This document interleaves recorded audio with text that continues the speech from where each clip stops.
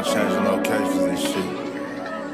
Man, get into this motherfucking bag. Stand on the way, I made.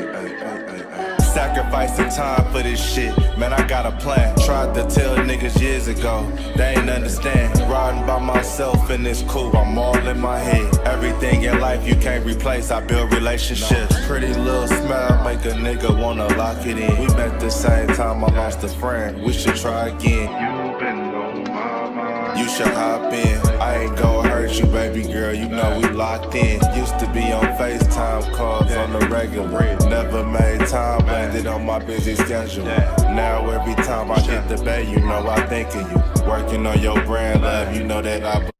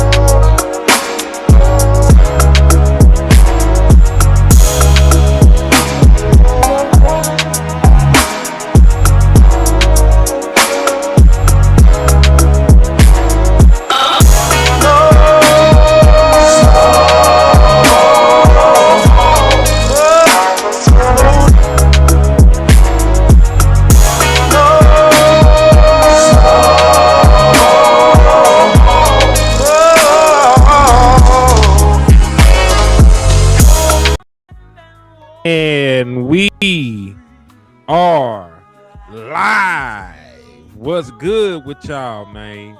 It's your boy, Henny Demore, reporting live from the liquor store. How's everybody doing? Happy Saturday. Hope all is well. Hope they didn't work the hell at y'all over the course of y'all work week, man. And listen, it is definitely Saturday. We ain't got to wait till 6 o'clock. You know, we ain't got to do none of that. When I was a younger man, a much younger man, right, I would have been drunk already. I would have woke up drinking and probably been hungover from the night before. We used to turn up. So it is well overdue for a liquor store run. So if you're trying to get sloppy drunk and disgusted like your uncle at every single family gathering, slide on into the liquor store, man, because we got exactly what you need to succeed right now, man. We got gin, we got hen, and everything else under the sun to make you sin, man. So tap in the liquor store. So salute to everybody out there across all platforms. I see my brother Newhouse in the building, man. Salute to Newhouse. Salute to everybody joining, man. And we got a lot to discuss. We got to do a review on training camp up to this point. The Dallas Cowboys have made roster moves. There's a lot to discuss right now, man. But before we get too deep into the fours at this point, I need y'all to stop, breathe, take a moment, and help your boy out. First and foremost, please make sure that y'all hit that like button. The more likes that we get on the video, the more that it will be pushed within the algorithm. So if you want us to grow and prosper and continue to be able to do dope shit that we do in the liquor store, hit that like button, man. It's really, man, vital. It's vital to us over here. So if you got love for us, make sure you hit that like button. It definitely helps. After you hit the like button, make sure that you share. Not just because your mama and your granny said sharing is caring, because that shit is like an open invitation. You're inviting people in to consume the content with us, right? So please make sure you hit that like, make sure you hit that share, make sure you slap the shit out of an Eagles fan, because you know they deserve it. They flying around spreading salmonella, E. coli, and herpes all simultaneously at this point. So make sure that y'all, hold it down for your boy. Hit that like, hit that share, slap a Eagles fan. And hey, remember, I will be going to Frisco. Room is paid for, right? I already went ahead and cashed out for the room. But if y'all want to help me on my journey to get to Frisco to bring y'all exclusive Dallas Cowboys content, please hit the Cash App. I will put the Cash App in the chat box, because as it stands right now, super chats are greatly appreciated, but I will not receive the super chats until September, because they pay us a month afterwards. So you want to help me while I'm out there in Frisco, dropping videos and stuff, bringing y'all content from the practice, and at the training camp in Frisco, hit the Cash App. It's $Henny the More. And remember, we are raffling away a Dallas Cowboys versus 49ers ticket, right? So if you send at least $7, you will get a raffle entry. And we will do the drawing on September the 1st to see who won the ticket to go see the Dallas Cowboys beat the dog shit out of the 49ers. So let me put that in the chat box real quick for a ticket raffle and support. But salute to my people in the building, man. I see my boy Rail in the building. I see the homie Newhouse. Lee Commander. Lee, you was a true fan, man. Don't let nobody ever tell you different. Don't let nobody ever tell you different, Lee. You be out here holding it down, man. And salute to the basement in the building, man. I see you, my guys. Salute to you for tapping in and showing love. But yeah, man, let's go ahead and get into it. So the Dallas Cowboys did make a roster move. It was not the roster move I wanted. You know what I mean? Like, I feel like we could have signed better free agent players, but the Dallas Cowboys did add a player to their roster, and they did go the cheap route. They did go the UFL. So let me get it pulled up. Y'all bear with me. All right, what's up with you, Cortavius? I see you, my homie. All right, so this is the player that the Dallas Cowboys added. His name is Jashaun Corbin, and Jashaun is a former UFL player. Now, granted, back in 2025, during the 2025 season for the UFL, he did lead that league in rushing yards, right? In 2025, he led the UFL in rushing yards, and he did make the All-UFL team as one of their better players, right? And just to give you a little bit of background on Jashaun Corbin, boy is 5'11", 222 pounds. So he does fit the archetype of the kind of running back that Shotty, longs for. He is a bigger back, right, on paper anyway. I don't know how he runs. Just for a background, he is from Rockledge, Florida, initially. So he's a Florida boy. Played at Texas A&M and Florida State. Was a UDFA coming into the league in 2022. And he went to the Giants, none surprisingly. So he had 2 stints with the Giants. He had a brief little stint with the Panthers. Was out of football in 2024 and then bounced back and went to the San Antonio Brahmas in 2025. Got an opportunity with the Falcons, didn't work out. Ended up going to the Patriots last year, was on their practice squad for a second. This spring, this last UFL season, he went to the Orlando Storm, and now he here as a Dallas Cowboy. Now, I don't expect anything from Jashaun Corbin. I'm not going to sit here and lie to y'all, act overhype this move or anything of that nature. I'm not finna do that. Like, he is dealt at this point, probably will not make the team. Like, this was not a roster move that moved the needle for me. And I'm gonna see if I can put myself up on here real quick. Yeah, this was not a roster move that moved the needle for me in the slightest. And that's not to say that the boy doesn't have any kind of talent. I'm not sitting here just shitting on the boy. I ain't seen enough of him to say that he ain't nothing. But this ain't the kind of move that moves the needles for me as Dallas Cowboys. As a Dallas Cowboy fan, this does not excite me, because there were plenty of other available running backs on the open market that you could have signed. You could have went out and signed Nick Chubb.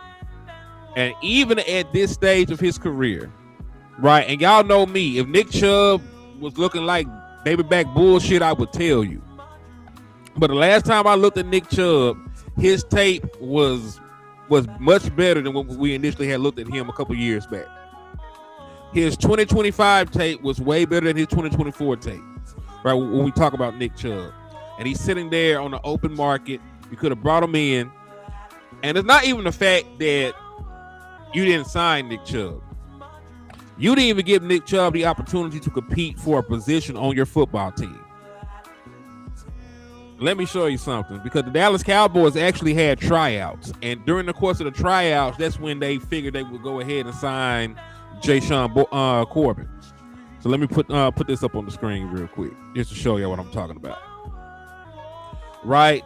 So salute to Nick Harris, and y'all make sure that y'all give him a follow. Always dropping good knowledge on the Dallas Cowboys. You know, his handle on X is Nick Harris FWST. Salute to the homie boss in the building, man. Salute to the homie. I see my boy that slid up in here early this morning, man. Salute to my brother boss. And if y'all ain't already subbed up to boss, make sure y'all do that, man. Make sure y'all go over there and support the homie. Now that's a hard-working man right there, man. Boss drop like about 55 videos a day, man, and they all be dope.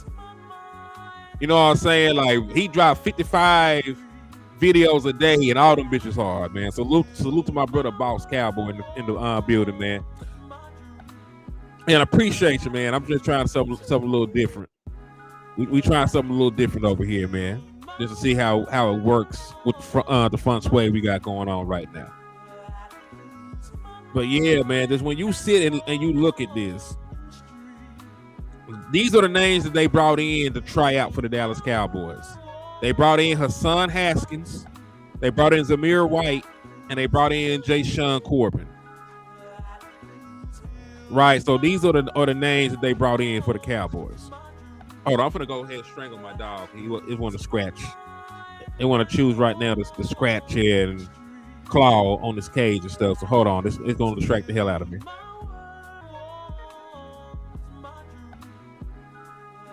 Bear with me, I'll be right back. Cause I'm gonna put the dog out. Cause I'm gonna do a quick impromptu subject change. So I'm gonna play this video of them talking about trades, and then we'll come back and we'll talk about that. Cause I'm gonna put this dog out. Will make a trade before the season starts. Yes, I think a trade is going to be made for somebody. Now, is it going to be substantive, as Jerry put it? I don't know. But there's been one source that I've had that's been pretty right before, who's like, there's a specific player that the Cowboys are going after. They're going to make a trade for. And he's like, just call me back whenever I'm right. And I'm like, okay. It's not a huge player. I'm going to be completely honest. But hey, it's you asked for a trade, and I think there will be a trade before week 1. All right, so that player is not a huge name or whatever that you're saying. Will it be a starter? No. Okay. But it'll be someone you see on the field quite a bit. And I don't like the sound of that's that intriguing. shit. There has been a lot of talk about Jordan Brooks, and with the extension he signed in Miami, is it most likely that ship has sailed? Yeah, I believe so. And Miami is looking forward with him, Devon Achane, as kind of the cornerstones of what they're trying to build over there, which they're building like a sand castle during a tsunami. That's kind of what it feels like right now. So I'm not sure what the entire plan is in Miami. I think if things really go to crap for Miami during the season, then maybe you can make another push at the trade deadline. But right now, I don't see Jordan Brooks in the conversation. All right, y'all. So that is what they had to say about adding a player via trade. So let's just talk about it. Let's talk about the trade targets, man, because I'm not going to sit here and talk about Jashaun Corbin and their unwillingness to add better running backs too long, because even from the options they gave them, it wasn't shit. I would have preferred they at least brought Nick Chubb in for a cup of coffee, but it is what it is. So listen, I have lost all faith in the Dallas Cowboys after hearing that. I've lost all faith in them making, quote unquote, a substantive move, as Jerry likes to put it.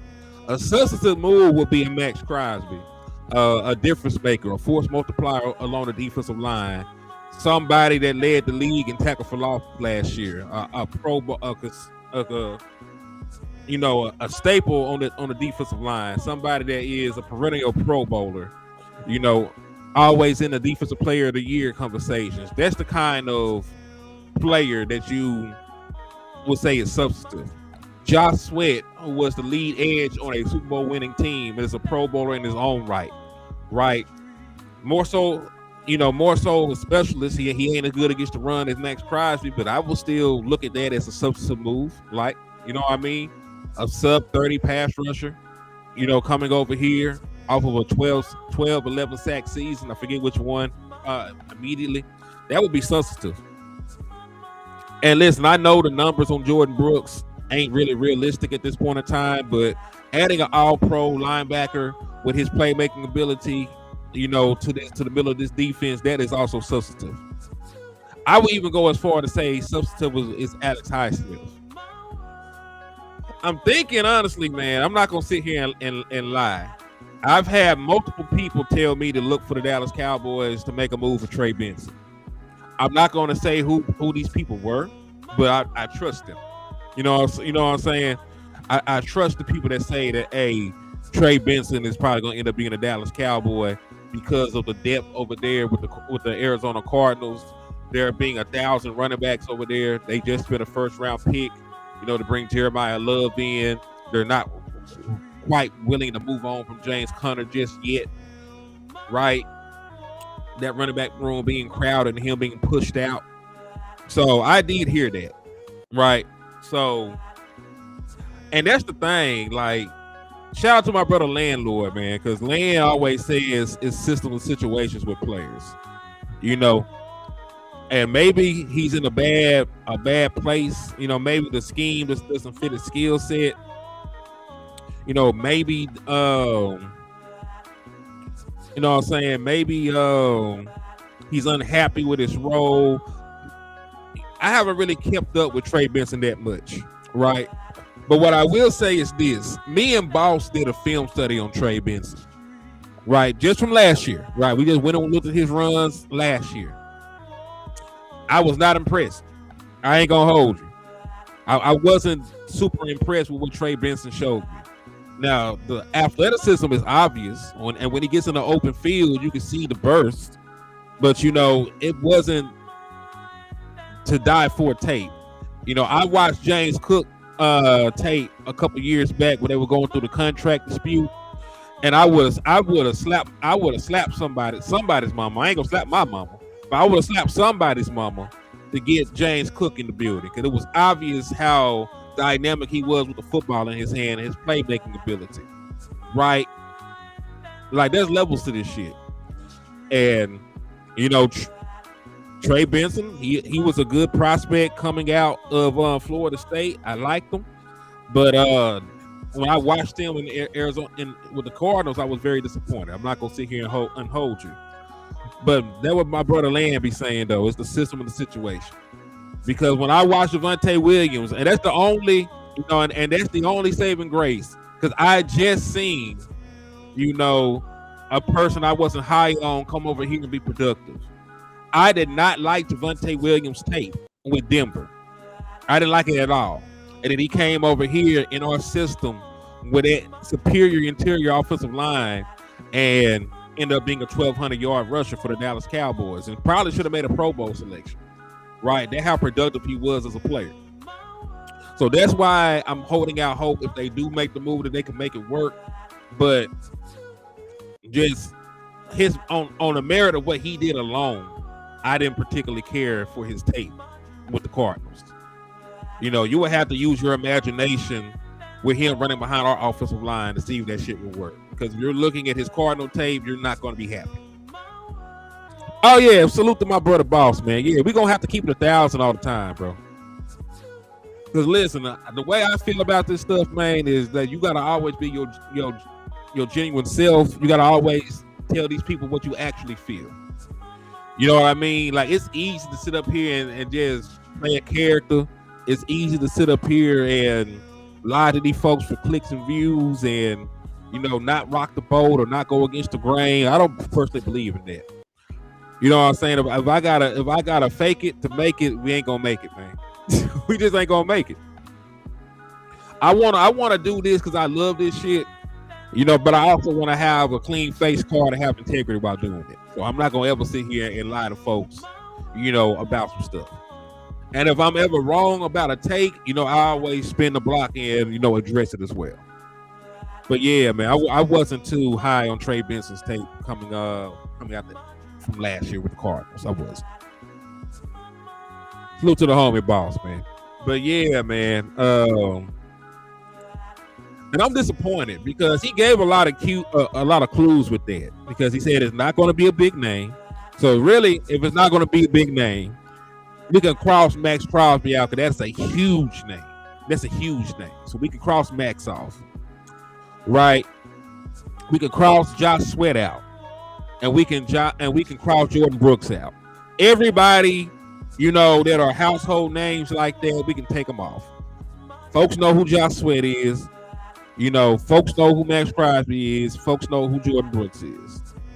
Now, the question is if Alex Highsmith came over here, because listen, I'm trying to rationalize this and hold out hope for like a guy like Alex Highsmith, because when you sit back and you think about it, Alex Highsmith would be a starter here. So if you go by that clue, and he said, "Hey, it wouldn't be a starter," Alex Highsmith also got to come off the board, because as of right now, if you added Alex Highsmith, he would be your second best overall edge, and he would be your best pass rusher. That would have to be a starter. He said. So listen what Nick Harris said. It wouldn't be a big name, so you can cross off the first three. It wouldn't be a starter. You can cross out the first four with that alone. Now, on the flip side, if it's Tony Pollard, we might can have a conversation. I was seeing Tony Pollard a big head, big head tape. Big head takes immediately. And listen, I think Vaughn is still in play, but Vaughn wouldn't be a trade target. You know what I mean? Like, he said they would trade for a player, if I'm not mistaken. Let me run it back one more time, make sure he said trade. Let me double check that. Let me see. Here we go. Will make a trade before the season starts. Yes, I think a trade is going to be made for somebody. Now, is it going to be substantive, as Jerry put it? I don't know. But there's been one source that I've had that's been pretty right before, who's like, there's a specific player that the Cowboys are going after. They're going to make a trade for. And he's like, just call me back whenever I'm right. And I'm like, okay. It's not a huge player. I'm going to be completely honest. But, hey, it's you asked for a trade, and I think there will be a trade before week one. All right, so that player, before not week a huge one, name or whatever crazy. that you're saying. I mean, this is going to happen pretty soon in the next 3 weeks. But it'll be someone you see on the field quite a bit. Okay, that's intriguing. There has been a lot of talk about Jordan Brooks, and with the extension he signed in Miami, is it most likely that ship has sailed? Yeah, I believe so, and Miami is looking forward with him, Devon Achane, as kind of the cornerstones of what they're trying to build over there, which they're building like a sand castle during a tsunami. That's kind of what it feels like right now. So I'm not sure what the entire plan is in Miami.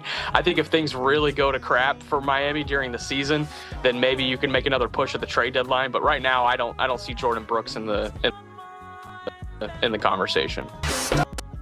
We'll see. And yes, Nick was technically wrong, but he did spin the block right before it happened. Like, hold on now.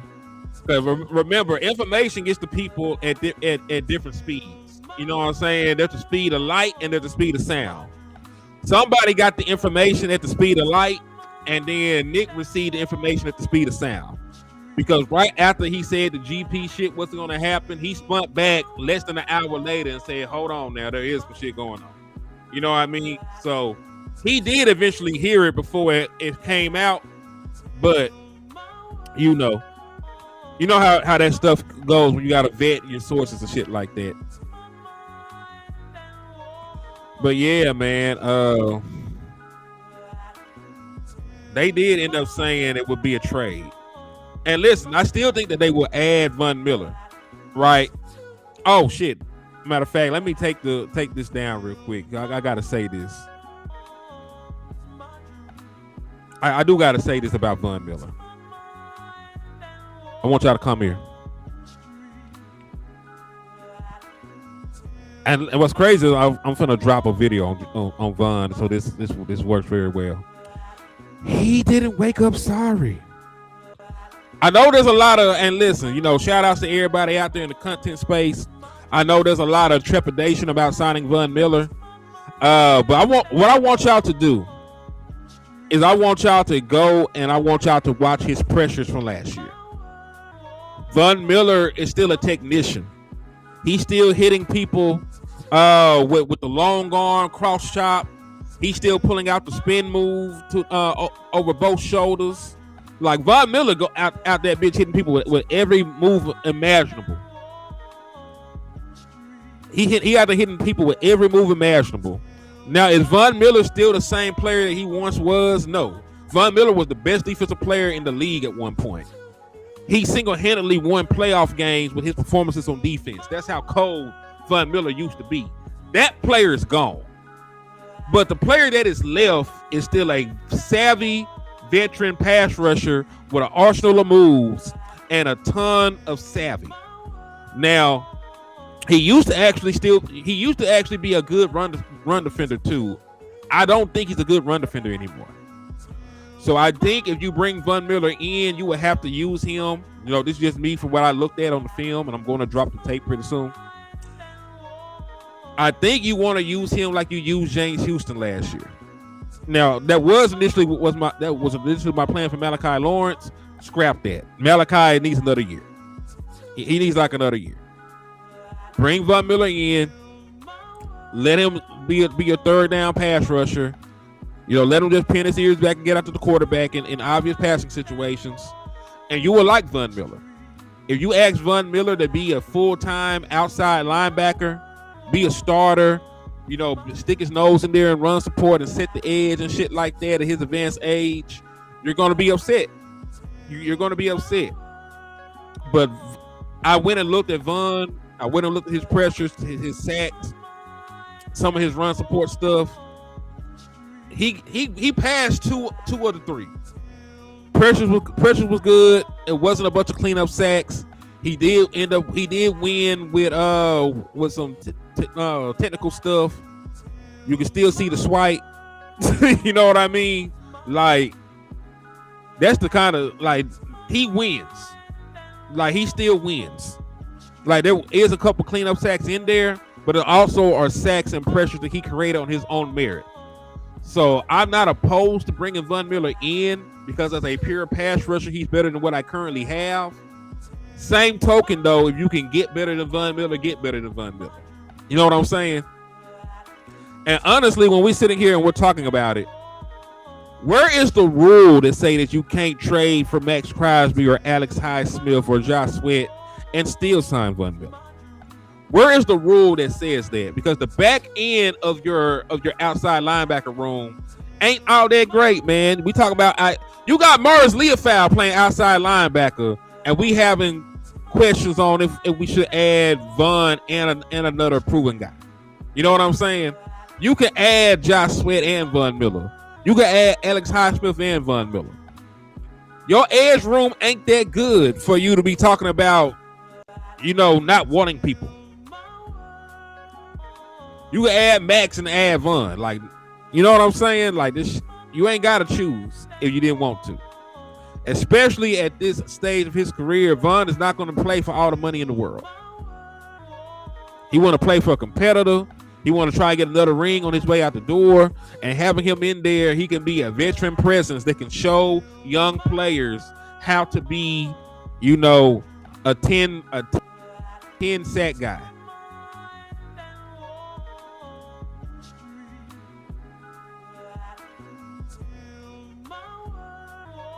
I'm not just comfortable with Gary. I'd rather have Von than Clowney. See, this the thing. I think Von, and this is no shot to Gary. Two names to watch for regarding trades: Malcolm Kuntz and Tyrell Dodson. They would do some shit like that. Now, mind you, man, I think Malcolm Kuntz is all right, but I'm not jumping up and down for joy for Malcolm Kuntz. I think he got a little bit in there, but Malcolm Kuntz is a rotational pass rusher.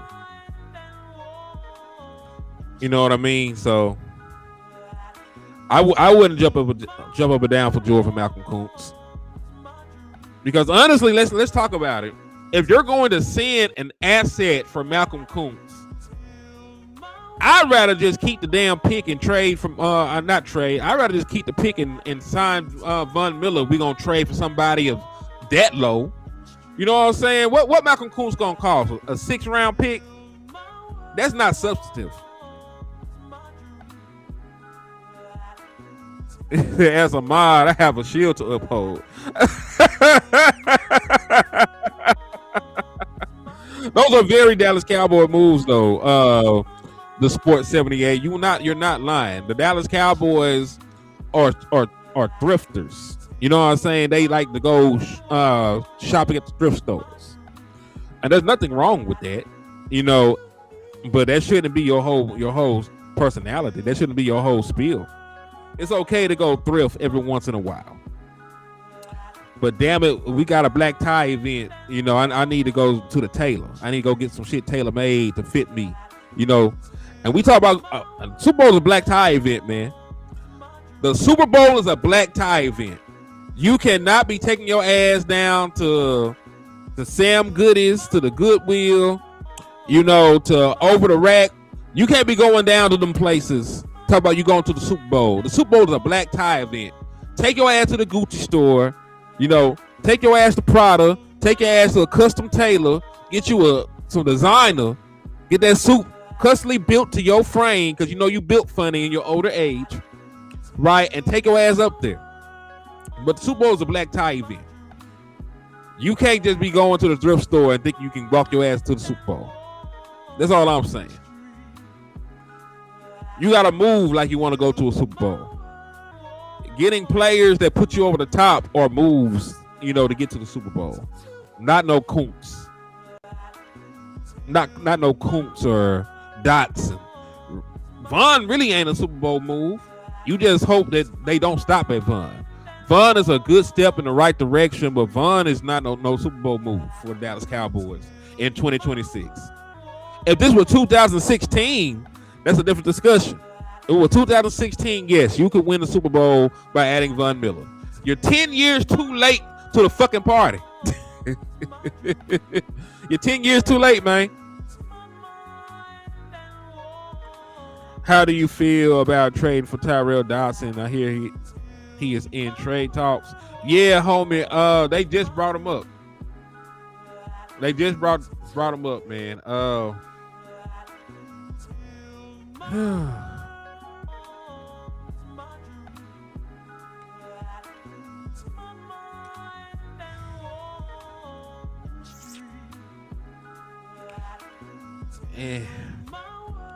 I mean, it's a name, bro. It's a player. It's a veteran player.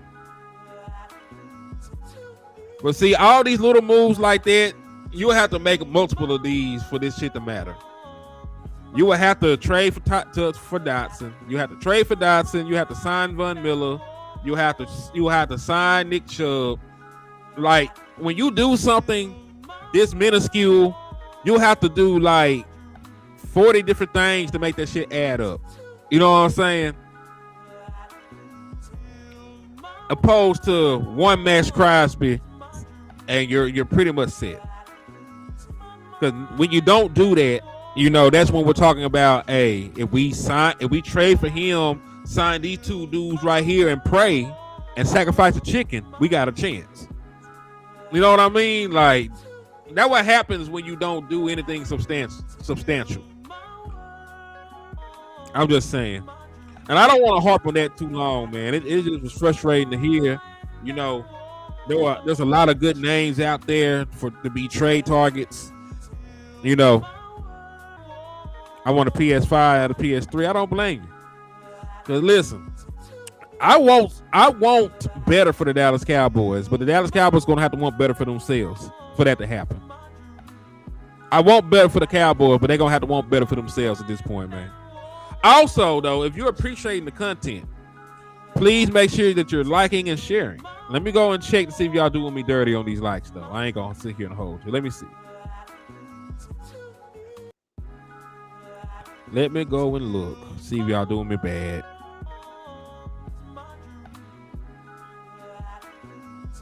Yeah, you want a Lamborghini, not a lemon. Yeah, I feel that for sure. Yeah, y'all hate me. I ain't gonna hold you. There's 67 people watching the show, and there's only 27 likes, man. Please make sure that if you have not hit the like button yet, y'all hit that like button. You're hurting my heart. Breaking my heart, man. Also, if you appreciate the content and you want to help me on my adventure to Frisco, because it will be an adventure. I heard Tuck gonna be in town. The homie Big Game James gonna be there. The homie Boss gonna be there. Lou gonna be there. You know, we gonna link up, man, and make some beautiful shit happen. Star, it's gonna be like a movie, man. So if you want to support me while I'm out there, man, please hit the Cash App, man. It's $ Henny the Mo, and I'm gonna put that up there. Boom, boom, boom. But yeah, make sure y'all run them likes up for your boy. Cause listen, I know with this economy, you know, it be sort of crazy like that sometimes. I don't know. I think he gets in tomorrow, maybe. I don't know. I had to check on the homie and see. But I'm not sure when Land touches down yet, but he'll be there. He'll be there to bring training camp to y'all. Oh, the homie, Spock, can you save me? With the big boy mic drop, man. That's love right there. Yeah, that's love right there, man. And hey, that got you a raffle entry too, by the way. So I appreciate you for the support.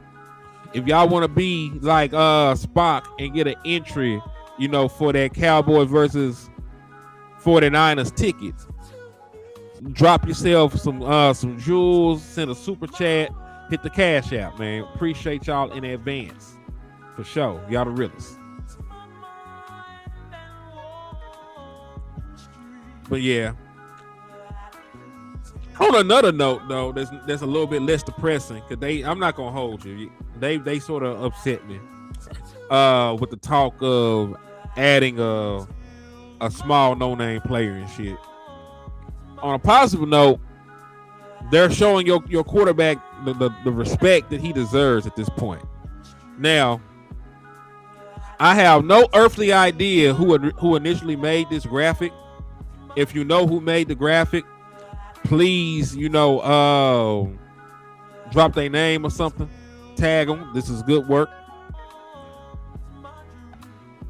But I just had to throw this out there. Dak Prescott was named the 31st best player in the NFL on the top 100 list. So kudos to Dak Prescott. And the real thing I want to say is it's still too fucking low. It's still too low. And I say that, man, Dak Prescott has been one of the most consistent, most reliable quarterbacks in the National Football League for the last decade. He's always going to throw for 30 touchdowns when he's healthy. He's always going to throw for about 4,000 yards. He's going to have his team's offensive rankings near the top. He said ChatGPT made it. Well, technically true, but you know, I still want to give people their credit for feeding the prompts in and everything else like that. You know what I mean? Because I use a lot of AI at this point with the content I make. You know, not that I AI myself or nothing. I got a robot talking to y'all, but I do use it to help with the presentation. I have some ideas, I have some numbers, I feed it to the AI, and they make it pretty. You know what I'm saying? So the ideas and the information they wanted to convey is all still there. They just use the power of AI to magnify it. So I don't want to, you know, ever downplay that. You know what I'm talking about? But yeah, man, Dak has been super consistent. Super consistent his entire time in the National Football League. Plays per game with his offense first. Offensive points per game last year, they were fifth. Total yards per game, they were second. Passing yards per game, they were second. First downs, they were second. They had the lowest 3-and-out percent, right? Just at 13%. Since 2021, Dak Prescott has quarterbacked the number 1 offense in the National Football League. When he plays, his team averages 28.9 points a game. And that has been with questionable wide receiver 2 play until they got George Pickens. That has been with questionable play calling. That has been with, a defense that has never been able to stop the run, as he entered the prime of his career. Right? This is what Dak Prescott has done. Dak Prescott plays to the point of the graphic. Whose OCs would you take? Ooh.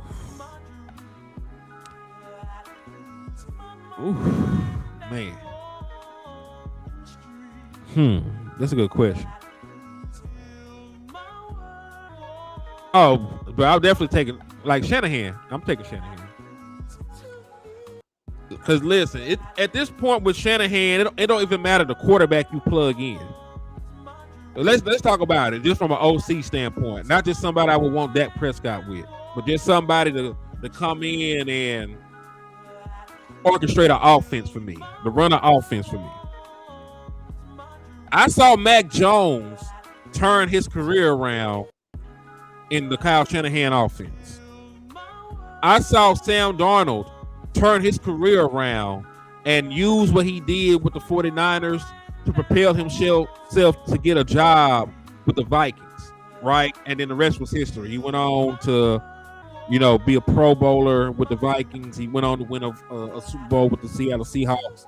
That started with him getting an opportunity to display his talents in the Shanahan offense. Brock Purdy was Mr. Irrelevant, the very last draft pick in the National Football League, the very last draft pick in his draft class, and he's a Pro Bowl quarterback. Been to a Super Bowl, puts up good numbers in that scheme with their play calling in that system. So think about the quarterbacks he's had and how good that scheme has been. Jimmy Garoppolo, porn star Jimmy G, right? Basically, is out the league right now. And he took that man to a Super Bowl, and he took that man to an NFC Championship game. A lot of the times with Jimmy G not playing well. You know what I mean? So if you're asking me which offensive coordinator I would want and what scheme I would want for the Dallas Cowboys, it would be Shanahan's. Not because I don't think that Brian Schottenheimer is a good play caller, but there's so much evidence, that I have at my disposal to show how plug and play that offensive system is for quarterbacks over there with Kyle Shanahan, that I'm taking that. I'm taking that twice on Sundays too. You know what I mean? It's just that good. I could hate the boy out and say fuck everything San Francisco related, but I want to talk real football for a second. You know what I mean? And yes, Ben Johnson has a good offensive mind too. He is a very, very good offensive mind.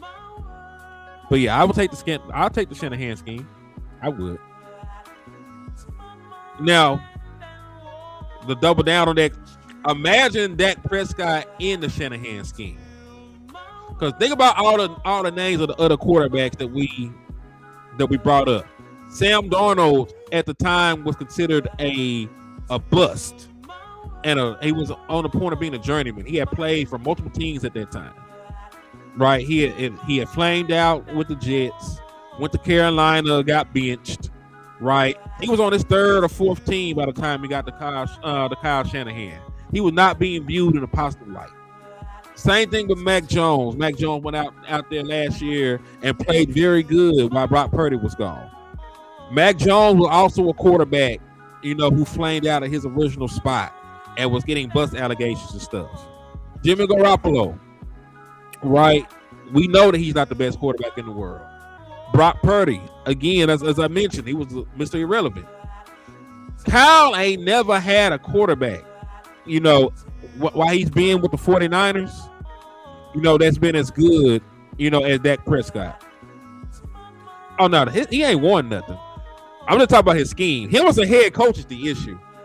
Don't get it twisted. Him as the head coach is the fucking issue, Flip. You are 1,000% right. Some of his decision making, has been bad in the postseason. It has. It definitely has. But I'm going to talk about the scheme itself. I'm going to talk about the scheme. But when you talk about the scheme and how the quarterbacks look running the scheme, and how all these guys end up having good production, even when the weapons around them have gotten worse. There was a point where the 49ers had 2 all-pro wide receivers, an all-pro tight end, and an all-pro running back. Both of those wide receivers are gone. You know what I mean? And they're still a productive offense. They still put up points. Kittle was gone last year. They still were able to put up points for the most part. Christian McCaffrey dealing with injuries, they still found a way to muster up offense. So, scheme, yeah, I'll take the scheme. Now, Kyle Shanahan is notorious, to be a choke artist in the postseason, but there's neither here nor there.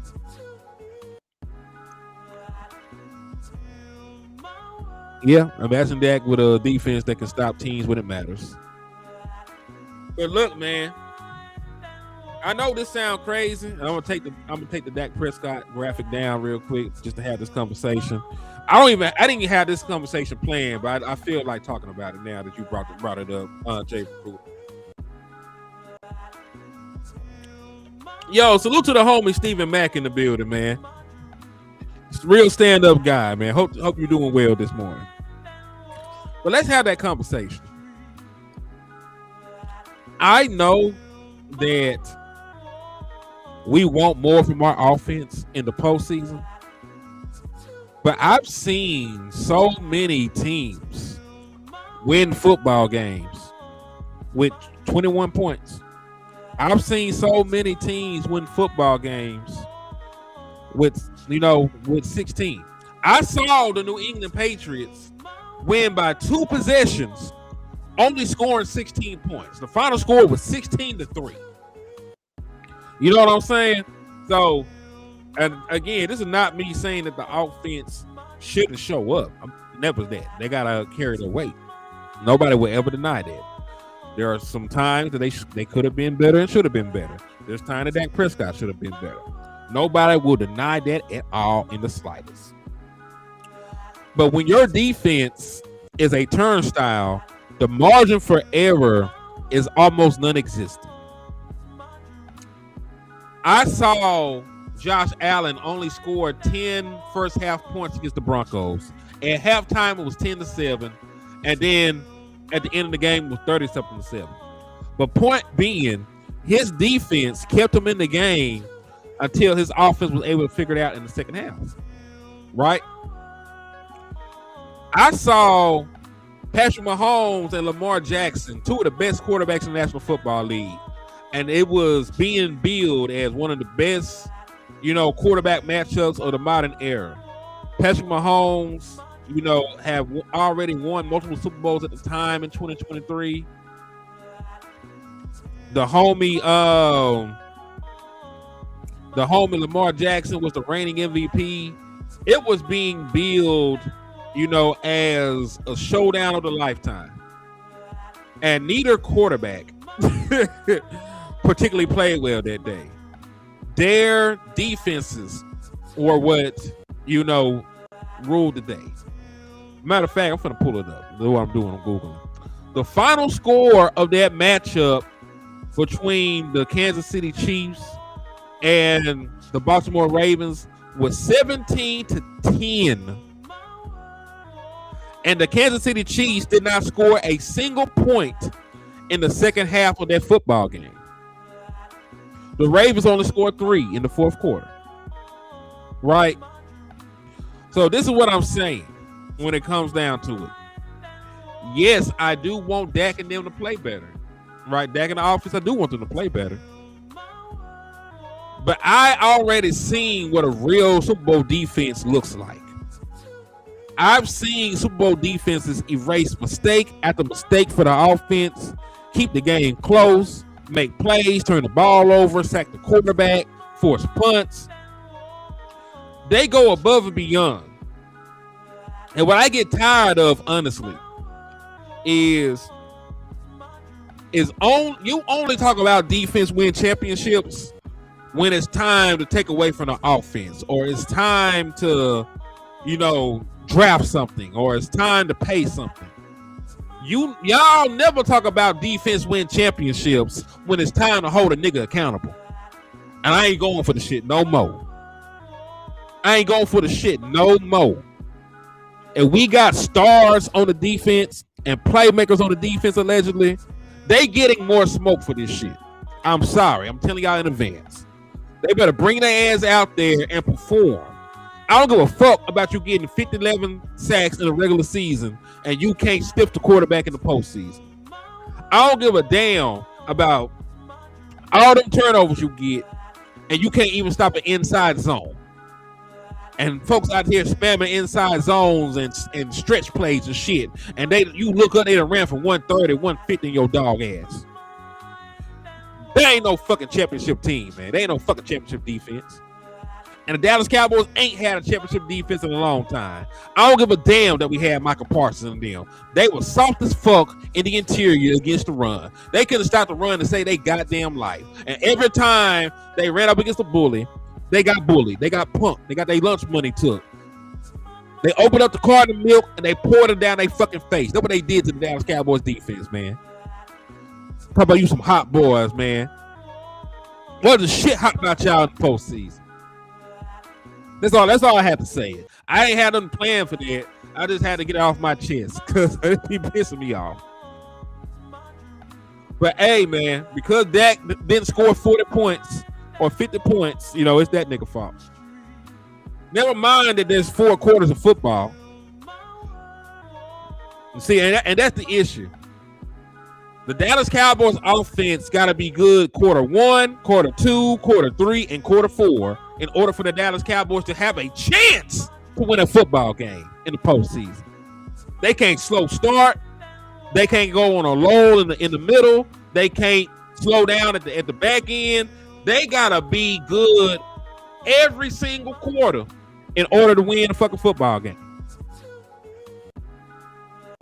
When I've seen offenses get shut down for entire halves and their team win because their defense ain't no hoes. I'm sorry. We can get back on track now, y'all. We can get back on track now. Woo. All right, now when we talk about roster building and roster acquisitions, Dallas Cowboys added an athletic freak that cannot play football. This is Zach Kuntz, tight end from Old Dominion. Everything green. Everything says he's an athletic playmaking monster, except for what he does on the football field. Zach Kuntz has all the raw athletic ability in the world and does not appear to know how to play football. This man is 6'7". Not no song, not no meme. He is actually 6'7", like Rebel Span Ford is 255 pounds. At 6'7" and 255 pounds, he went to the combine and ran an official 4.55. Vertical. 40-inch vertical. He can dunk, folks. He can windmill if he wanted to. All the athletic ability in the world, and can't say let's play. Nigga can't say let's play football, let alone actually play. And what's crazy is I really didn't expect that from Kuntz. I thought he would be cool, coming into the league. I remember him. He was in the sleeper files for the homie Keystone. So salute to the homie Keystone. Found this nugget of a player.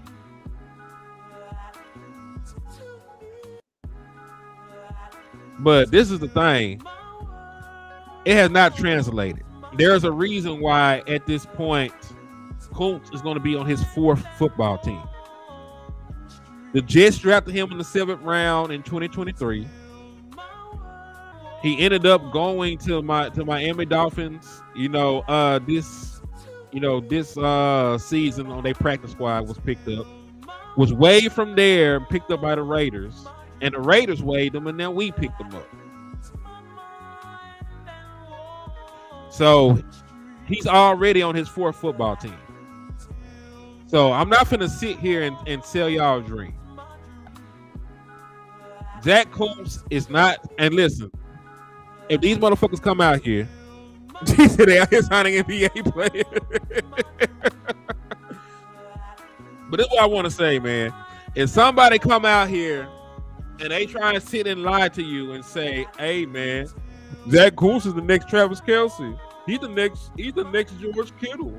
Watch my video. Let me pander to you. Slap the shit out their ass, man. Slap their ass. Because you know they lying. You know they lying. This man has done next to nothing in the National Football League. And all those good old athletic traits we talking about ain't on nothing. Ain't did nothing with them. So that's all I had to say on that part, though, honestly. And you know what's crazy about this this setup? There are 40 people watching me on X, and I appreciate the support and the love. But shit, I can't see y'all comments if y'all are commenting. But salute to everybody, man. I don't know why Restream like that, but I had to physically get on X to see that there was 40 people watching. I appreciate y'all for the support. That's love right there, man. Just make sure that y'all hit the like and the share, though. I said they still shopping at the dollar store. Hell yeah. Because listen, I'm not mad with the idea. Like the idea of adding a super athlete to your team and seeing what you can get out of them is fine. Right? I get it. And you already got tight ends that you feel have matured and produce for you. I feel at this stage that Brevin Spann-Ford, who is the same height, by the way, I feel that Brevin Spann-Ford, can be a pass-catching threat at this point of his career for you. I feel like he's improved with that. I feel like training camp has shown that he's gotten bigger and stronger every year. He's been working at his craft. He's more than just a blocking tight end now. Right? So you got Brevin Spann-Ford you can depend on. Jake Ferguson, matter of fact, this is going to be a good segue because I am going to have to get off the show very shortly. But I do want to talk about my training camp, thoughts before we get out of here. I think that was the first thing on the damn title, and I ain't talked about the shit till now. So these are some of my notes from training camp at this point. Dak, CD, and George, and this is just from all these days combined, right? This ain't no particular day. This is just from everything that's happened to this point. Dak, CD, and George look like they picked up where they took off from. They were a 3-headed monster last year. All 3 of them, performed well. CeeDee Lamb averaged damn near 100 yards a game, even though he missed, a nice amount of time. He might have averaged over 100 yards a game. I got to go fact check that. But point being, they look very well. Now, CeeDee Lamb still is having the CeeDee Lamb drops that he's working on. But outside of that, he's been looking good. George Pickens still looks dominant. Dak Prescott. What's crazy is Dak didn't even start slow this year. He came out immediately with throwing piss missiles left and right, slinging the ball like crack rock in the 80s. You know what I'm saying? So I feel like they're going to hit the ground running. I feel like those 3 will hit the ground running. I also want to point out, begrudgingly, I'm going to say it begrudgingly, Jake Ferguson has not looked bad. Jake Ferguson has actually looked like an NFL tight end over the course of training camp. I can't sit here and lie to y'all. I'm not a liar, a capper, and none of that other shit, man. Like, he's looked the part. Now, I need to see him do the shit again in the regular season. You know, it definitely still have to transfer over. You know what I'm talking about? But he's looked pretty good. I can't lie to you. And hold on, before I say this next one, let me hit the juice and then put my face on the screen. Hold on.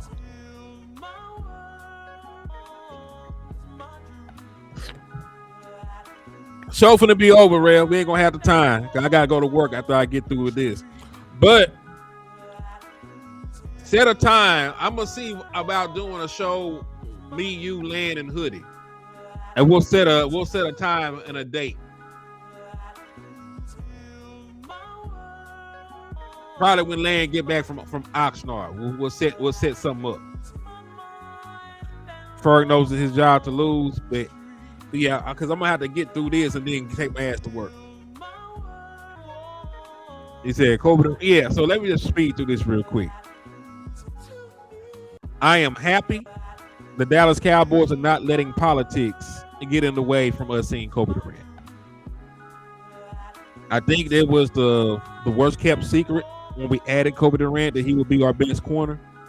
The tape said it, the production said it. You know, how they played last year, speaking of Rebel and Bland, said it in volumes. And I'm happy that they're not forcing the issue so far. Kobe Durant appears to be a starter on this team, and it appears that they're going to sprinkle in Rebel. It looks like your starting two corners will be Deron Bland and Kobe Durant as it stands right now. And it should be that way. It should be Kobe Durant and Deron Bland being your primary cornerbacks. Now, we still need to have a conversation about how often they're using Caleb Downs in the slot. And I do like the idea of having Caleb Downs around the ball. I'm not gonna hold you. I like the idea because you can use him as a blitzer on simulated pressures. He's good in run support. He fits well. You know, he's a willing tackler.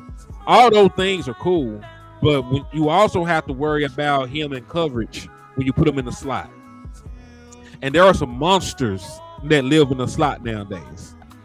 There's monsters that live in the slot, and there will be times where, because we're playing match coverage and he'll be the apex defender, a lot of times he will have support. There'll be a lot of time where they bracket that guy. You know, there'll be a lot of time where he can play with leverage and there's somebody else there. But sometimes they're going to end up being a man-on-man matchup. And I have not liked him in coverage man-on-man against these wide receivers. Flo was cooking them. CeeDee Lamb was cooking them. George Pickens was cooking them. I think the only person I saw him win a rep against was Turk.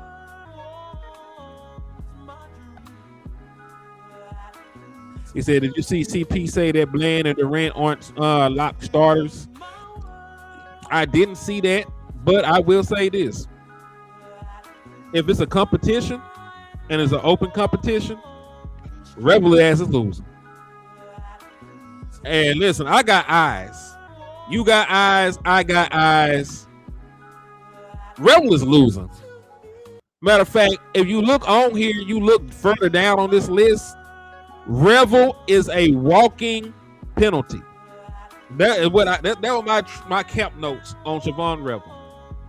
And listen, he's played a lot better. I'm being hyperbolic. I know some of y'all don't know my personality and shit like that too well, so y'all gonna think that I hate Siobhan Rebel. But I'm just being 1,000% with y'all. Rebel has improved. He moves a lot better. He is trying to use his length and his physicality, and he gets, glowing reviews for that. But he is entirely too handsy. He is going to get a lot of penalties with his play style. I just need y'all to be prepared for that.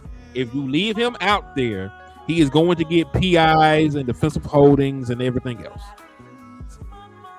He has to let go after 5 yards. And also, when the ball is in the air, You cannot run through the wide receiver's body when he's stopping for the football like you did with George Pickens in the end zone. You have to turn and look for the ball. You have to let go of these guys at the 5 yards. You gotta do a better job of playing on the upfield shoulder. That's what I'm saying. You got to improve. But I agree with you, Will. I would let CP get the final say in it. But Rogue Will, I agree. I ain't mad at competition. I'm just saying the competition is happening in the public, so you can't lie to me. The competition is happening in the public. I'm seeing Siobhan Revel not be as good as Kobe Durant. I'm seeing Siobhan Revel, commit 1,000 penalties. Said not another Anthony Brown. I hope not. I hope not.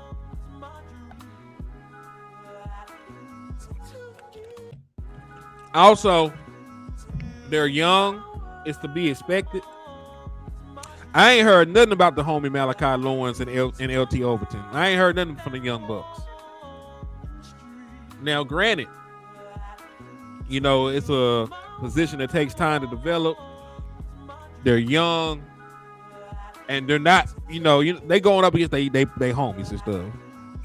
I'm gonna watch the preseason game, and I'm gonna put an onus on Malachi Lawrence and LT Overton to make plays.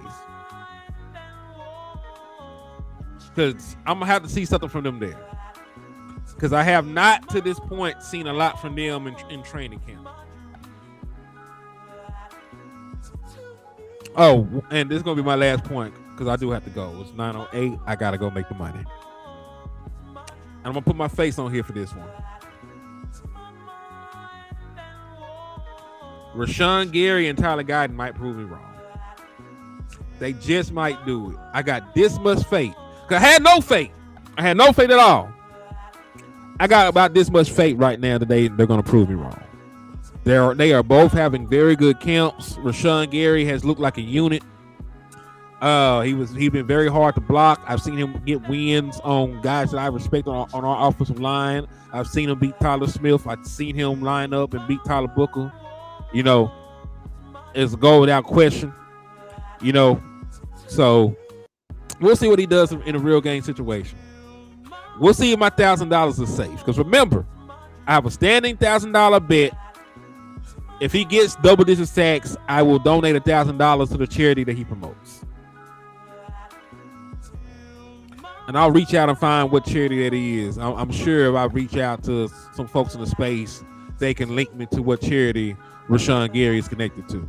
But yeah, that's the standing bet. If he gets 10 sacks, I'll donate $1,000 to a charity of his choice.